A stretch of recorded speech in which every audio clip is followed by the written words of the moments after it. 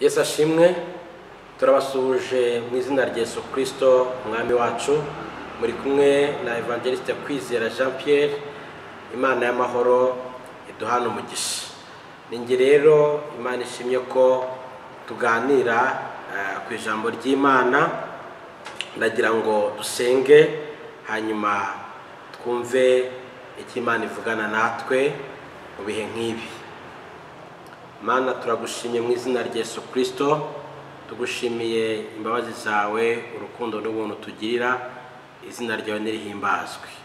Uyu mwanya turasenze kugira ngo uruke kubana natwe. Reka ijambo ryawe rigira imbaraga ku bagiye kuryumva. Imitima ya benshi reka ihembukire imbere yawe, kandi hagira ibyo wubaka, hagire n'ibyo usenya mu izina rya Yesu Kristo. Mwuka wera, tubaye karibu kugira ngo ntabari twe ahubwo izina ryawe rihabwe icyubahiro mu izina rya Yesu Kristo. Amen. Amen. Reka twihuse tugiye kuganira ku ijambo Imana yashyize ku mutima wanjye. Ijambo nahaye teme cyangwa se umutwe uvuga ngo Kristo ategeke ku buzima bwawe, akoresha itegeko ku buzima bwawe. Ibyari byanze bitungana, akoresha itegeko bya bindi wabonaga ko bidashoboka bishoboke mu izina rya Yesu. Reka dusome ijambo ry'Imana dusanga mu butumwa bwiza uko bwanditswe na Luka, ibice 7. Turahera ku murongo waho wa mbere turagera ku murongo waho wa 10. Imana iduhana umugisha. Aravuga ngo, nuko ayo magambo yose amaze kuyabwira abantu ajya i Kaperinawumu. Hari umutware utwara umutwe w'abasirikare, yari afite umugaragu akunda cyane, wari urwaye yenda gupfa. Uwo yumvise inkuru ya Yesu, amutumaho abakuru b'Abayuda kumwinginga ngo aze gukiza umugaragu we. Nabo basanze Yesu baramuhendahenda bati, ni umuntu ukwiriye kumugirira utyo, kuko akunda ubwoko bwacu ndetse n'isinagogi yacu niwe wayitwubakiye. Yesu ajyana nabo. Ageze hafi y'inzu, uwo mutware w'abasirikare amutumaho inshuti ze ati, Nyagasani, ntiwirushye, kuko bitankwiriye ko winjira mu nzu yanjye. Nicyo gitumye ntekereza ko bitankwiriye ndetse ko nza aho uri ubwanjye. Ahubwo tegeka, umugaragu wanjye arakira, kuko nanjye ndi umuntu utwarwa n'abandi. Mfite abasirikare ntwara. Iyo mbwiye umwe ntigenda, aragenda. Nabwira undi nti ngwino, akaza. Nabwira umugaragu wanjye nti kora iki, akagikora.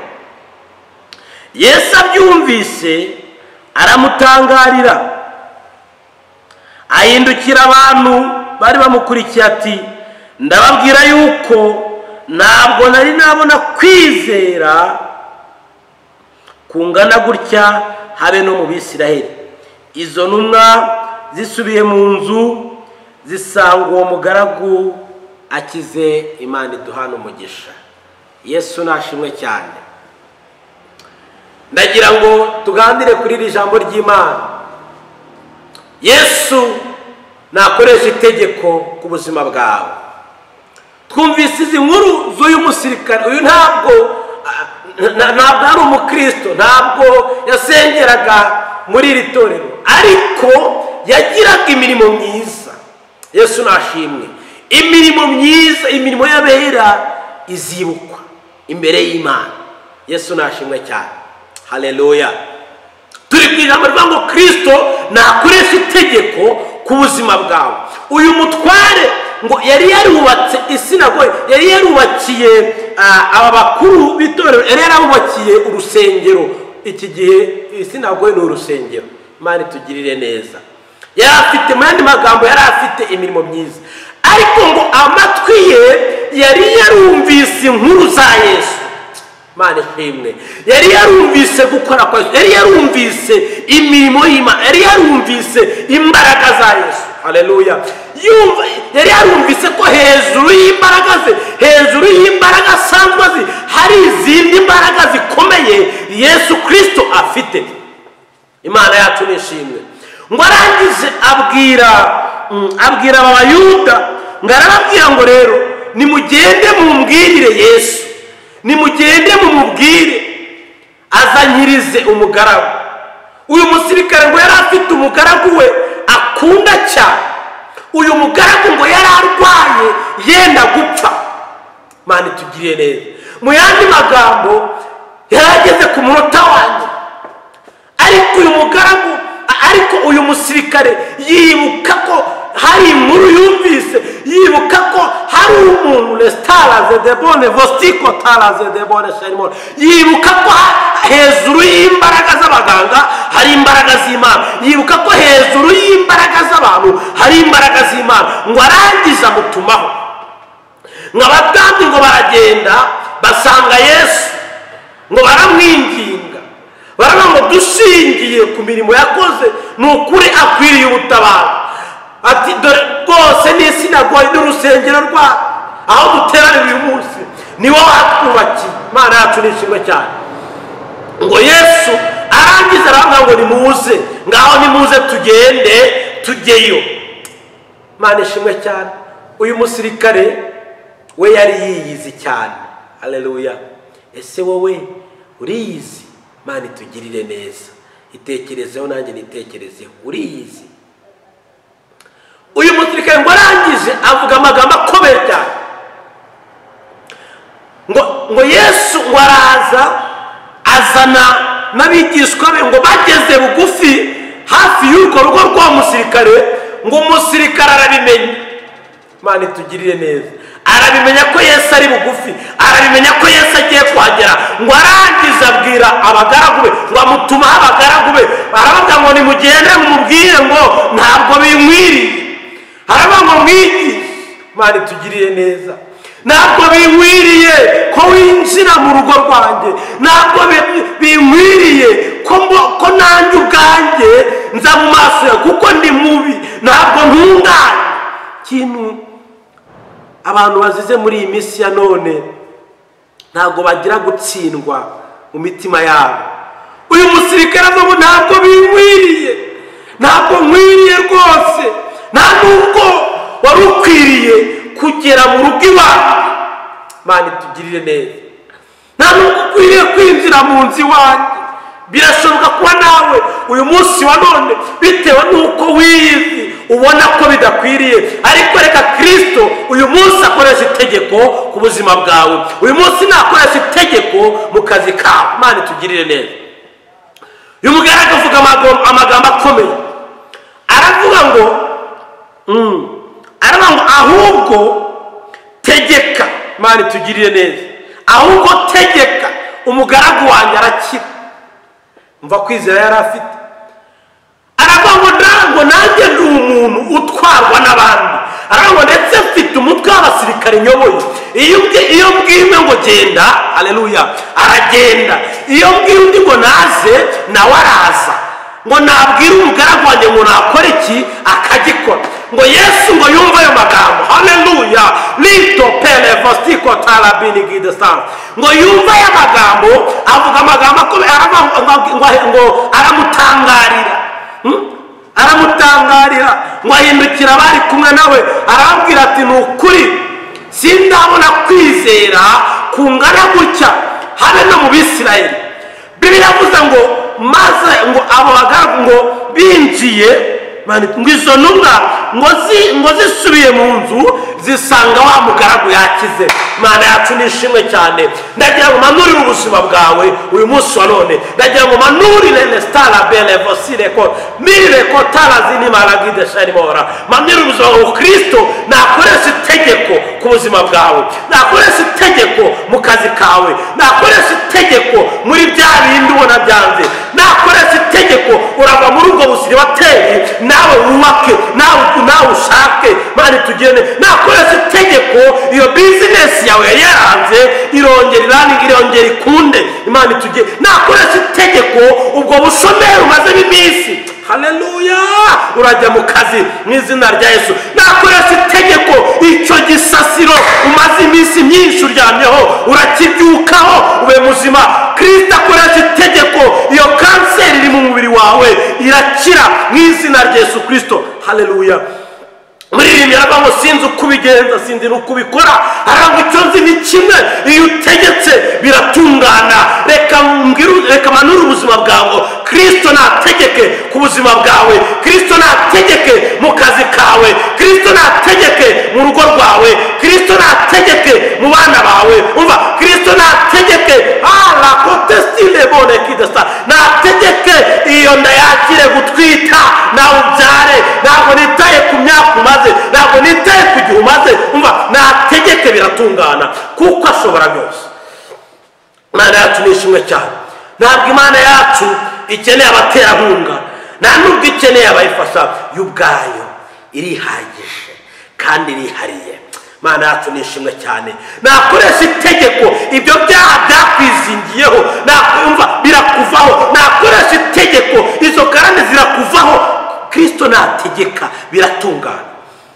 Mwemerere lestito palaze devostile kidestainimor, mwemerera azategeke ku buzima bwawe, mwemerera azategeke mu kazi kawe, mwemerera azategeke mu rugo rwawe, mwemerere. Urabona byaranze mu rugo, ariko nategeka arabaguhuza, nategeka nawe uragira umunezero wo mu rugo. Kristo nategeke lestalaze de bone vosile kidesa, nategeke ibyo byangombwa umaze igihe kinini ushaka urabibona, nategeka. Mana ishimwe, Kristo nakoresha itegeko ku buzima bwawe. Kadusome ijambo ry'Imana dusanga mu Efeso igice cya mbere ku murongo wa 21 niho nshaka gusoreza, babwira impamvu akwiye gutegeka. Mana itugirire neza. Paulo, aya ni amagambo Paulo yabwiye Abefeso, arimo ababwira Kristo twizeye uwo ari we, arimo ababwira ubushobozi afite, arimo ababwira ububasha afite, arimo ababwira ubutwara afite. Reka dusome igice cya mbere ku murongo wa 21. Kadusome mu izina rya Yesu. Haranditswe ngo imushyize hejuru y'ubutware bwose n'ubushobozi bwose n'imbaraga zose n'ubwami bwose, ngo n'izina ryose rivugwa uretse muri iki gihe gusa, ngo ahubwo no mu bihe bizaza. Ngo kandi yamuhaye gutwara byose ibishyize munsi y'ibirenge bye, imuha itorero ngo abe umutwe waryo usumba byose, naryo riba umubiri we ushyitse kandi ushyikirwamo na byose. Mana yacu nishimwe, haleluya. Paulo abwira Abefeso, ababwira Kristo bemeye, ababwira Kristo bakurikiye, ababwira Kristo wabahamagaye. Arababwira ngo nimba mu isi hari ubutware buhari, arababwira ngo uwo Kristo twizeye, impamvu akwiye gutegeka, ari hejuru y'ubutware bwose. Mana yacu nishimwe. Liko stara bele vosilema takiwa zala bine sharimo, ngo ari hejuru y'ubushobozi bwose. Nimba hari ubushobozi bw'amafaranga, hari ubushobozi bw'ibintu, ariko Kristo ari hejuru y'ubushobozi bwose. Aravuga ngo ndetse si ibyo byonyine, ari hejuru y'imbaraga zose. Kristo twizeye ari hejuru y'imbaraga zose, ari hejuru y'imbaraga z'amafaranga, ari hejuru y'imbaraga z'abantu, ari hejuru y'imbaraga z'ibintu, ari hejuru y'imbaraga wowe y'ibyo ubona ko bikomeye, ari hejuru y'imbaraga likostetarabi evostitayabini wilima, ari hejuru y'imbaraga z'abarozi, ari hejuru y'imbaraga zi alastitaraze debone shenimora z'ibyo ubona byose. Imana itugirire neza. Aravuga ngo ari hejuru y'ubutware bwose, kuko ari hejuru y'ubutware bwose, ngo byose biri munsi y'ibirenge bye. Haleluya. Nategeke ku buzima bwawe, haleluya. Ndahamira ubuzima bwawe ngo Kristo ategeke. Ndahamira ubuzima bwawe ngo Kristo ategeke. mu kazi kawe Kristo nategeke. Restai vosile bone kidasharimo. Mana yacu nishimwe. Ibyo byaha byakwisingiyeho, ibyo ngibyo ubona byanze, ibyo ngibyo Imana ishimwe. Ndagira ngo mabwire ngo we kunyurwa n'ubuzima bubi urimo, we kunyurwa n'umwanya wicayemo uyu munsi utakunejeje, kuko Kristo twizeye, kuko Kristo twamenye, kuko Kristo waduhamagaye ari hejuru. Ari hejuru y'ibyo byose kandi ashobora byose. Mana yacu nishimwe cyane. Yesu Kristo ari hejuru y'ibyo byose. Paulo arabwira ngo Yesu Kristo uko yararejo n'uyu munsi niko ari. Nshuti y'umusaraba, ntabwo ari wowe agiye kwigiraho gukora. Natwe dufite ubuhamya, natwe turi abahamya b'ibyo yakoze. Nagira ngo umutima wawe wongere kwakira ihumure, umutima wawe wongere kwizera Imana. Mana ishimwe. Umutima wawe wongere kwizera imbaraga z'Imana. Wikwita ku gihe umaze utegereje, wikwita ku gihe umaze uri usenga, ngo naririje, ngo nazamutse imisozi, ngo nagiye mu butayu, narasenze. Mana tugirire neza. Ntabwo wikwita kuri ibyo ngibyo, ahubwo ndagira umanurire ubuzima bwawe ngo Kristo akoresha itegeko na bya byangombwa wari warabuze, nakoresha itegeko urabibona. Mana tugirire neza, kuko Kristo twizeye, Kristo twamenye ari hejuru y'izo mbaraga zose. Haleluya. Mana yacu nishimwe cyane. Muri Zaburi 93 niho havuga ngo hejuru y'ibisuma, hejuru y'ibihurura, hejuru y'ibihinda, hejuru y'ibiteye ubwoba, ngo hejuru y'amazi asuma, ngo inzuzi ziteye hejuru, ngo Uwiteka ari hejuru yabyo kandi abirusha imbaraga. Yesu nashimwe cyane. Ibyo byose ubona biteye ubwoba, ibyo byose ubona biguhagaritse umutima, iyo ndwara ntabwo ari yo kukwica. Imana ishimwe, niyo kugira ngo Uwiteka yeshe icyubahiro ku buzima bwe, kuko ntabwo ananiwe, niwe wenyine. Imana ishimwe. Ijambo abakomeye mu isi batavuze, niwe wenyine warivuze, kuko ashobora byose. Aravuga ngo mwese, haleluya, mwese abaremerewe, mwese abarusha n'abaremerewe, nimuze musange ndabaruhura. Yesu yiteguye kukuruhura. Yesu lekostita la belle vosile kidesharimora.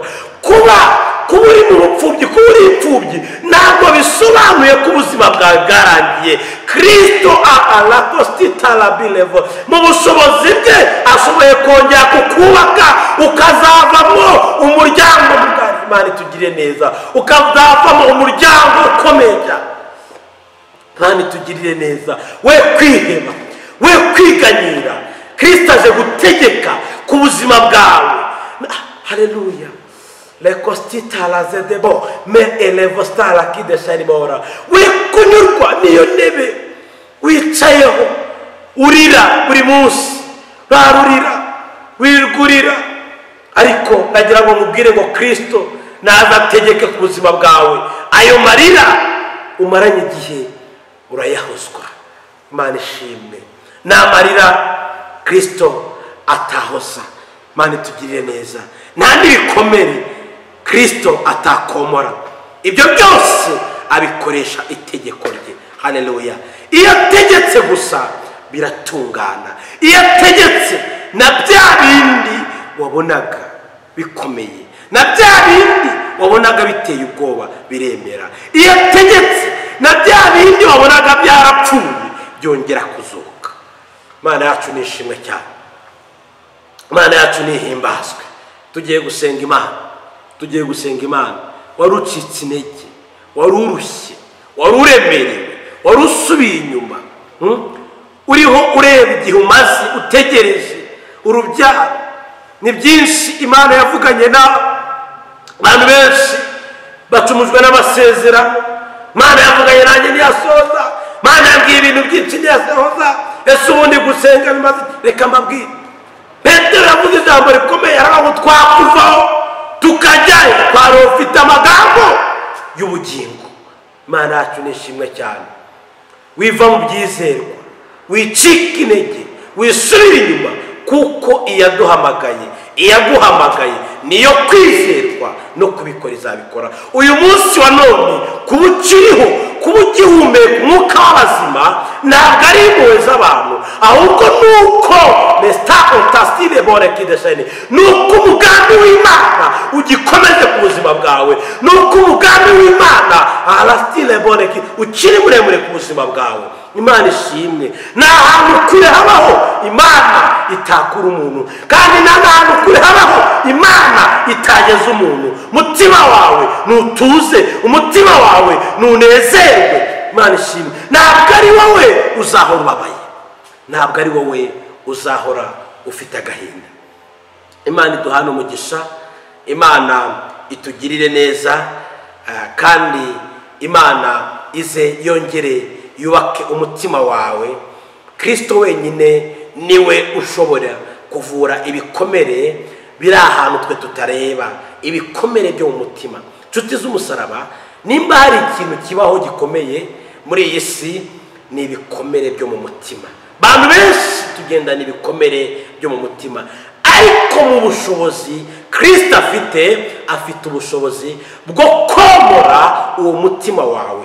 Birashoboka ko waba warakomerekejwe n'amateka y'ubuzima wabayemo, birashoboka ko warakomerekejwe n'amateka y'ubupfubyi, birashoboka ko waba warakomerekejwe n'urushako. Abantu benshi bakomerekera ahantu hatandukanye, ariko Kristo aracyafite umuti wo komora umutima wawe, kandi uwo muti nta wundi ni ijambo ry'Imana.